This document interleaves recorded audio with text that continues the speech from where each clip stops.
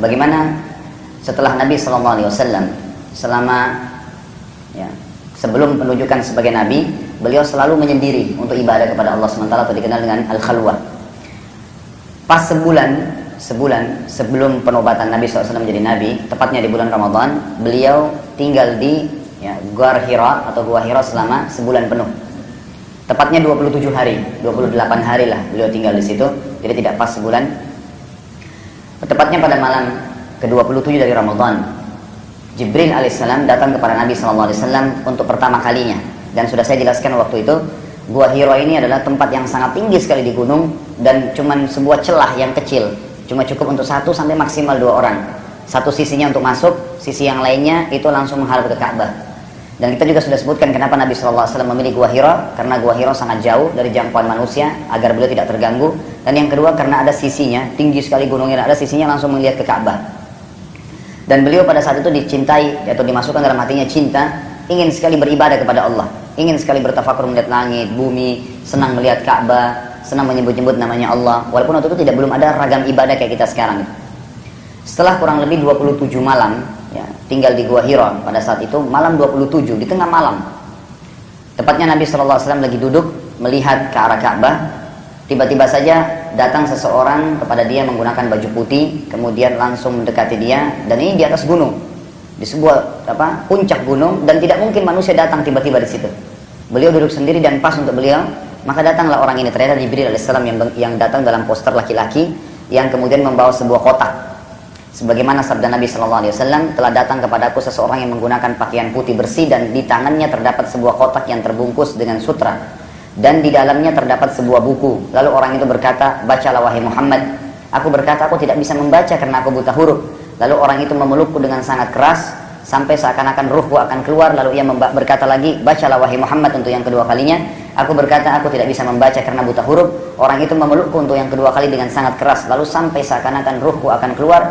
Lalu ia berkata lagi, bacalah wahai Muhammad, yang ketiga kali. Lalu aku berkata, aku tidak bisa membaca. Lalu orang itu memelukku yang ketiga kalinya dengan sangat keras, seakan-akan ruhku akan keluar. Lalu ia membaca atau berkata, bacalah wahai Muhammad. Aku berkata, apa yang harus aku baca? Lalu Jibril AS berkata, surah Al-Alaq urutan 96 ayat 1 sampai ayat 5. A'udzubillahi minasyaitonirrajim. Iqra bismi rabbikal ladzi khalaq, khalaqal insana min 'alaq, iqra wa rabbukal akramal ladzi 'allama bil qalam 'allamal insana ma lam ya'lam. Bacalah dengan menyebut nama Tuhanmu yang telah menciptakan segala sesuatu. Dialah yang telah menciptakan manusia dari segumpal darah. Bacalah, dan Tuhanmu lah yang maha pemurah, yang mengajar manusia dengan perantara kalam atau pulpen yang ditulis. Dia mengajarkan kepada manusia apa yang tidak diketahuinya.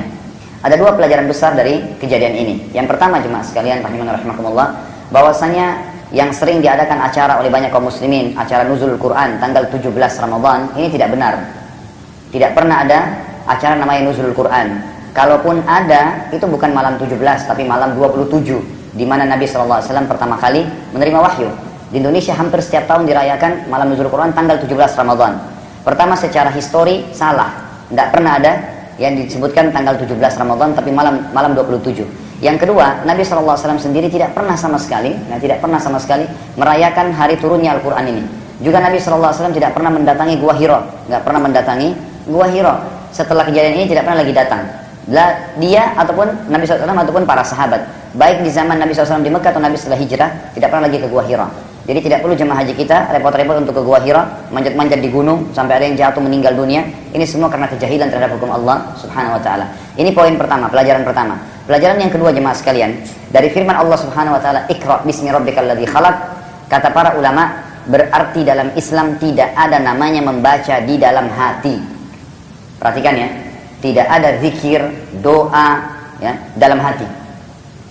Semua harus diucapkan, tapi tidak mengeraskan. Sama dengan sholat duhur dan sholat asar. Sholat apa namanya? Sir. Sholat sir. Kalau sholat yang mengerasin suara namanya sholat jahar.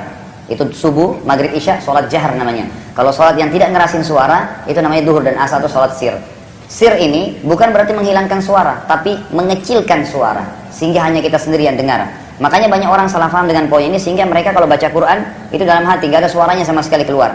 Kalau dia sholat duhur, nggak ada suaranya dalam hati dia baca, maka tidak akan pernah khusyuk. Tidak akan pernah khusyuk, karena memang ditunggangi oleh setan. Ditunggangi oleh setan.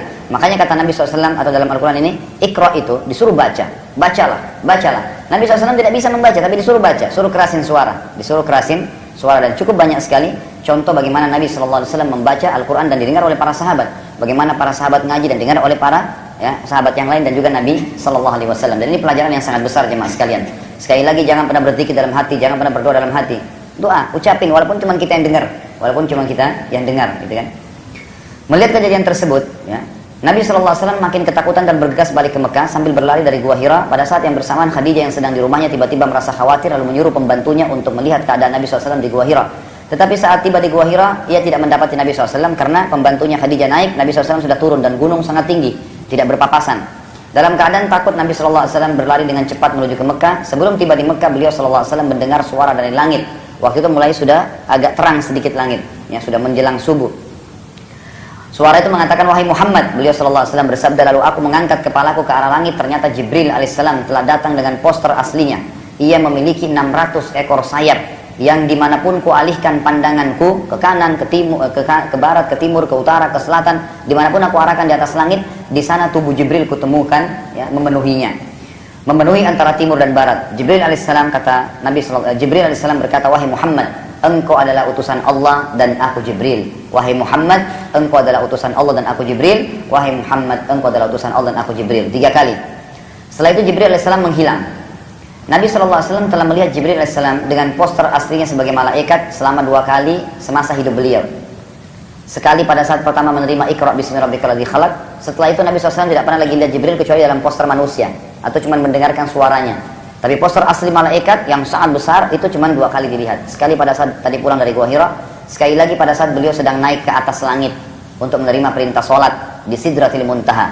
Itu Allah SWT ceritakan dalam surah An-Najm urutan 53 ayat 1 sampai ayat 18 yang bunyinya, a'udzubillahi minasyaitonirrajim, wan najmi idza hawa ma dhalla sahibukum wa ma ghawa wa ma yantiqu 'anil hawa in huwa illa wahyun yuha 'allamahu syadidul quwa dzu mirratin fastawa wa huwa bil ufuqil a'la thumma dana fatadalla fakana qaba aw qausaini aw adna fauha ila 'abdihi ma auha ma kadzabal fuadu ma ra'a afatumarunahu ala ma yara wa laqad ra'ahu nazlatan ukhra 'inda sidratil muntaha 'indaha jannatul ma'wa idh yaghsha as-sidrata ma yaghsha ma zaghal basaru wa ma tagha laqad ra'a min ayati rabbihil kubra.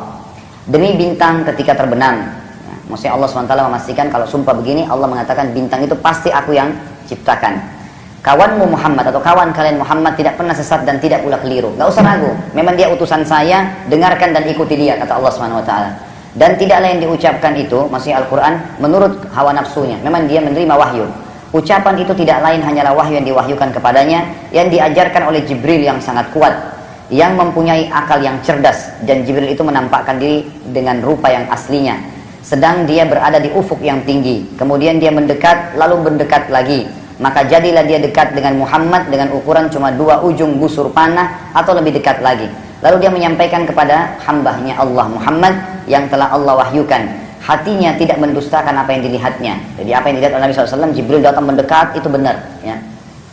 Maka apakah kalian wahai kaum musyrikin hendak membantahnya tentang apa yang telah dia lihat? Orang-orang musyrik mengatakan, gila Muhammad ngaku ketemu Nabi, ketemu malaikat, dan malaikat besarnya menutupi langit dan bumi, gitu. Dia tidak percaya itu. Dan sesungguhnya Muhammad telah melihat Jibril itu dalam rupa aslinya pada waktu yang lain. Kapan waktu kedua? Tepatnya di Sidratil Muntaha. Apa itu Sidratil Muntaha? Pembatas antara Allah dengan makhluknya. Di atas langit ketujuh ada Sidratil Muntaha, di bawah arsy-Nya Allah Subhanahu wa taala. Di dekatnya, dekat Sidrat Muntaha ada surga tempat tinggal. Mas, ini penting ya. Berarti kalau ditanya surga dari mana? Di langit. Ya, di langit Allah SWT, dan di dekat Sidratil Muntaha sana, dekat singgasananya Allah Subhanahu wa taala. Makanya disebutkan dalam hadis yang sahih bahwasanya surga Firdaus, surga tertinggi, ya semoga kita termasuk di antaranya insyaallah penghuninya. Itu Bapak Ibu sekalian, atapnya adalah singgasananya Allah. Atapnya adalah singgasananya Allah. Berarti surga ada di sana, dan surga sudah diciptakan oleh Allah Subhanahu wa taala. Muhammad melihat Jibril ketika Sidratil Muntaha diliputi dengan sesuatu yang meliputinya. Di sini sebagian riwayat mengatakan Nabi SAW waktu diantar oleh Jibril, yaitu naik 7 lapis langit, ditembus sampai tiba di Sidratil Muntaha. Lalu Jibril AS berubah dengan poster asli sebagai malaikat dan diam. Lalu Nabi SAW berkata, wahai Jibril, saya harus kemana? Ya, kata Jibril, naiklah hai Muhammad. Disuruh sampai ke Sidratil Muntaha untuk menerima langsung di bawah singgasananya Allah Subhanahu wa taala, ya, perintah waktu sholat. Lalu Nabi SAW berkata, kenapa kau tidak naik? Kata Jibril alaihissalam dalam hadis sahih ini, kalau saya melangkah sejengkal saja hai Muhammad dari tempat saya sekarang, maka saya akan hangus. Maka saya akan hangus. Ya. Karena itu batas yang Allah kasih dia. Penglihatannya Muhammad tidak berpaling dari yang dilihatnya dan tidak pula melampauinya. Maksudnya Nabi Muhammad SAW seperti orang yang mimpi melihat itu semua. Sidratil Muntaha, Jibril berubah, kemudian dia naik melewati Sidratil Muntaha dan tepatnya berada di bawah singgasananya Allah Azza wa Jalla, lalu menerima perintah sholat. Sesungguhnya dia telah melihat sebagian besar dari tanda-tanda kekuasaan Tuhannya yang luar biasa. Tidak pernah manusia sampai ke sana. Baru Nabi SAW. Tapi sekali lagi, Nabi kita Muhammad SAW belum melihat Allah. Sebagaimana dalam hadis Bukhari diceritakan, Aisyah pernah bertanya kepada beliau, ya Rasulullah, waktu anda sedang mi'raj ke langit, hal tara rabbak, apakah anda melihat Tuhan anda? Maka jawaban Nabi SAW, nurun ala nur anna arah. Allah itu cahaya di atas cahaya, bagaimana saya bisa melihatnya? Bagaimana saya bisa melihatnya? Lalu Nabi SAW saat tiba di rumahnya setelah itu, dan disambut oleh Khadijah, sementara wajah beliau sangat diliputi dengan ketakutan dan pucat. Khadijah melihat hal tersebut dan mengetahui kalau suaminya ketakutan, maka ia di sini ada riwayat sebenarnya, beliau menunggu Nabi SAW berkata. Lalu Nabi SAW cuma mengucapkan satu kalimat, selimutilah saya, zammiluni zammiluni. Nah, ini juga riwayat lain mengatakan, Khadijah sempat bertanya, ada apa wahai suamiku? Kenapa kamu seperti ini? Kata Nabi SAW, selimutilah aku, selimutilah aku. Setelah Nabi SAW merasa tenang, dalam beberapa athar dikatakan, beliau duduk, diberikan air minum oleh Khadijah. Setelah tenang, barulah Nabi SAW menjawab pertanyaan Khadijah dan menceritakan seluruh kejadian tadi. Lalu apa yang terjadi jemaah sekalian? Waktu mendengar cerita Nabi SAW di zaman itu, tidak ada lampu, nggak ada pesawat, nggak ada kendaraan ya berteknologi kayak kita sekarang. Lihat bagaimana istri yang solehah. Suaminya cerita, langsung dia katakan apa? Karena Nabi SAW takut dan tidak mungkin ada yang percaya. Naik ke langit, kalau ketemu Jibril tadi dengan poster asli, bukan naik ke langit ya. Ketemu dengan Jibril dengan poster asli, kemudian dari Gua Hira dia lari, orang itu berbicara, Jibril berbicara dengannya. Khadijah mengatakan, wahai suamiku, apakah engkau mengira engkau telah ditimpa sesuatu yang buruk, maksudnya gangguan jin? Tidak akan pernah. Demi Allah, karena sesungguhnya engkau senantiasa menjaga hubungan silaturahim, membantu orang miskin dan membantu orang-orang yang butuh bantuan. Kata sebagian ulama hadis yang coba menjelaskan tentang riwayat ini, jadi hubungan silaturahim, membantu orang miskin, nah ini termasuk masih sisa dari ajaran Nabi Ibrahim alaihissalam yang masih diamalkan oleh masyarakat Mekah. Dan mereka sangat yakin siapapun yang mengamalkan amalan-amalan itu, maka dia tidak akan diganggu oleh syaitan. Jadi ini sebabnya kenapa Khadijah berkata kalimat-kalimat ini kepada Nabi alaihissalatu wassalam. Lalu Khadijah membawa Nabi SAW untuk menemui misanannya, seorang pendeta Nasrani pada saat itu yang bernama Waraqah bin Naufal. Misanannya siapa? Khadijah. Ini terkenal orang yang luar biasa, pendeta Nasrani waktu itu, yang memang dia sedang menunggu sosok seorang nabi yang dia tahu dalam Injil akan keluar di kota Mekah. Setelah Khadijah menceritakan seluruh kejadian tersebut, maka Waraqah bin Naufal, tadi pendeta Nasrani sepupunya Khadijah, terheran-heran karena segala yang telah ia ketahui tentang ciri-ciri Jibril alaihissalam yang terdapat dalam Injil, terdapat pula pada makhluk yang telah menemui Muhammad sallallahu alaihi wasallam. Lalu ia bertakbir dan berkata, demi Allah, telah datang kepadamu Namusul Akbar. Ya, orang Arab itu semua yang bersayap diistilahkan namus.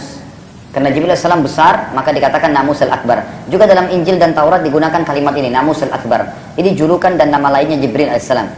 Kata Waraqah bin Naufal, Waraqah bin Naufal berkata, demi Allah, telah datang padamu Namusul Akbar yang telah datang pada Musa alaihissalam. Saya berharap bisa hidup ya saat engkau kelak nanti menjadi nabi dan menjadi penolongmu saat engkau diperangi dan dikeluarkan oleh kaummu dari Mekah. Lalu Nabi SAW heran. Nabi SAW sempat berkata, apakah mereka akan mengeluarkanku? Kata Waraqah bin Naufal, karena waktu itu Nabi SAW dihormatin di Mekah, seorang tokoh masyarakat, gak mungkin, gak masuk di akal tiba-tiba mau dimusuhin gitu. Nabi belum tangkap akan terjadi nanti ya kebencian dari orang-orang Quraisy. Waraqah menjawab, demi Allah, tidak seorang pun yang diutus sepertimu kecuali akan diperangi dan dikeluarkan oleh kaumnya, maksudnya kaumnya yang menolak untuk beriman. Setelah kejadian tersebut, wahyu terputus selama 6 bulan jemaah sekalian, sesuai dengan pendapat yang paling rajih atau paling kuat. Dan pada masa 6 bulan tersebut, Waraqah bin Naufal wafat. Tadi sepupunya Khadijah, kan sudah dia bilang, kalau nanti saya masih hidup pada saat kau terima, diutus oleh Allah SWT, terima wahyu lagi, gitu kan? Ya, maka saya akan menjadi penolongmu. Maka kata Nabi SAW, saya melihat Waraqah bin Naufal di surga. Kenapa? Karena dia sudah ingin mengikrarkan syahadat kalau memang nanti pada saat kau diutus menjadi nabi. Jadi pada saat tadi penyampaian Jibril, wahai Muhammad, aku Jibril, engkau Rasulullah, itu baru penyampaian, belum prosesi penobatannya, ya, belum prosesi penobatannya. Ya, turunnya juga Iqra bismillahirrahmanirrahim dikatakan ayat pertama, dan nanti Nabi SAW yang mengatakan masukkan di dalam bagian Al-Quran sesuai dengan perintah Allah Subhanahu Wa Taala. Itu karena tekadnya ingin memeluk agama Islam setelah kasus penerimaan wahyu Nabi SAW. Jadi Allah Subhanahu Wa Taala memasukkannya ke dalam surga